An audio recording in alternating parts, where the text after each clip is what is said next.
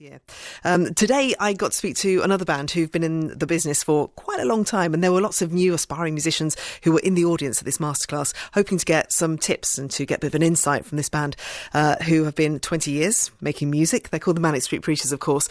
We talked about many things, so the really early days right through to the very end, got some advice from them as well. Lots of different highs and lows from their career. It was all going out on the webcast, and I think if you go on the red button you'll see some of the highlights of that chat. But talking to Nicky and James Bradfield, one of the things that we discussed was the very early years and about their first time that they did Top of the Pops. Our first one was You Love Us, I think, and it was just, I can still watch to this day and feel the kind of goosebumps. There's Bubble Machine, there's Leopard Print, there's me sort of licking James's guitar fretboard. Richey looks absolutely amazing on there, and it's like Andy Warhol, Marilyn Top. Sean looks just like something from another dimension. He looks like just brilliant. He's Helena Bonham Carter, he looks like one day. You got to see characters from, like, you know, got to see Lou Beale in the canteen and stuff like that from EastEnders. Yeah, because you'd mix with all these other people, right? The cast of EastEnders would be in another studio just down the road. It was just like a kind of really real-life version of Stella Street. Do you remember any bands that were on when you've done Top of the Pops? Did you get to have any really bizarre meetings with people? Oh, Robbie Williams came in the dressing room when he was still in Take That, didn't he? He's trying to catch a fag off you. He was, yeah. He said, I wish I could play festivals like you guys do. Who knew? They kind of like, you know, after me going, I hate festivals. Yeah. You know, he'd be playing Angels at kind of Glastonbury, and just people, you know, he'd have a new life kind of thing. Yeah. Cyndi Lauper, I remember giving us props as well in the corridor, just going, you guys rock. Thank you, Cyndi. Please. I remember meeting Lionel Richie once when I did. Yeah, exactly. I mean, it was one of the high points of my career. It doesn't, though, does it? No. We used to love sitting in the bar and just watching, you know, watching all the stars go by.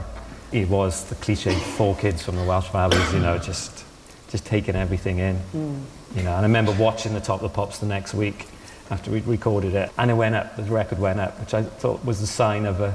That's quite positive, It's a good sign, because if you went on and it bombed, it wasn't so good. Yeah.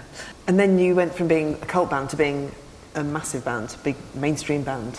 Well, yeah, in between, Philip Hall, our original manager, passed away from cancer, which was pretty devastating. Obviously, Richey disappeared, and, you know, it was just touch and go. You must have had so many points when you've thought, this, it's not, how is this workable? Shall we carry on as a band? You know? Definitely. The only thing that saved us, really, I could troll you through months of misery and doubt and all the rest of it and not knowing what we're going to do, but Design for Life saved us. I give James these 2 lyrics. It must have been 4 or 5 months, I think, after Richey disappeared. Maybe a bit longer. And he just played something that he just sang it down the phone to me. Said he had all the string parts in his head. Sean put this amazing kind of waltz drum beat to it, and that was the only thing we thought, well, this is as good as anything we've ever done. We kind of deserve, we should release it. Okay, James, are you up for performing for us now? Yeah. Would that be okay? Yeah. Would you like some music now? Yes? Yes? Thank you. Okay, right, good. So,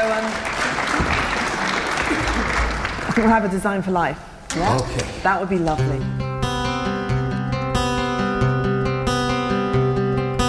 Libraries give us power. Their work came and made us free. What price now for a shallow piece of dignity? I wish I had a bottle right here in my dirty face to wear the scars, to show from where I came.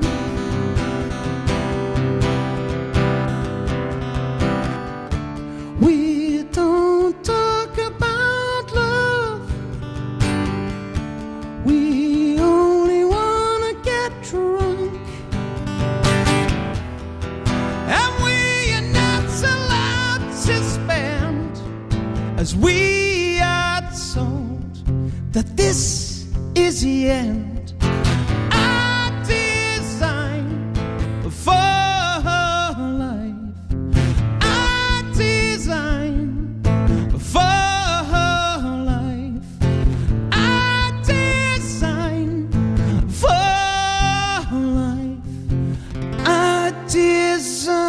for.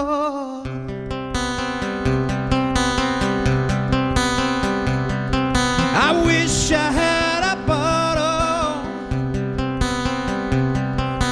right here in my pretty face to wear the scars, oh, to show from where I came.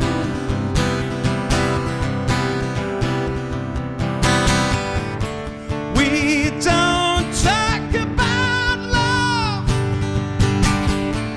we only want to get drunk,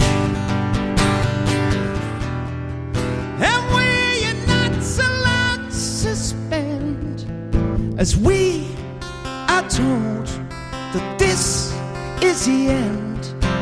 I design for life, I design for life, I design for life, I design for.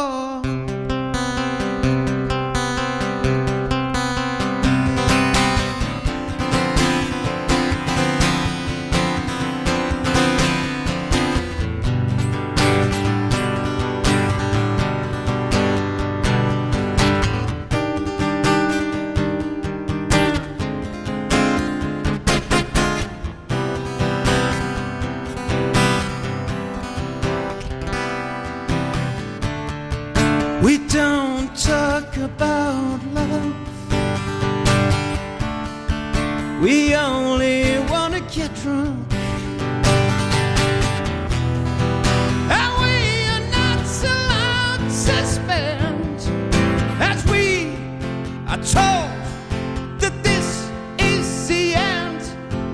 I design for life, I design for life, I design for life, I design for.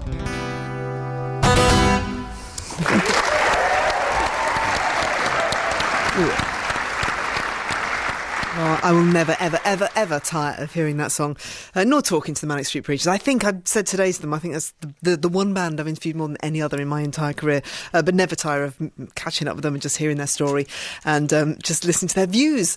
If you are a Manics fan, or if you enjoyed what you just heard there, then the best thing to do is, after the show's finished, go to the BBC Red Button, maybe tonight, maybe tomorrow at some point, head for the BBC Red Button, and you'll be able to see some of the highlights of that masterclass and others beside. Someone else who was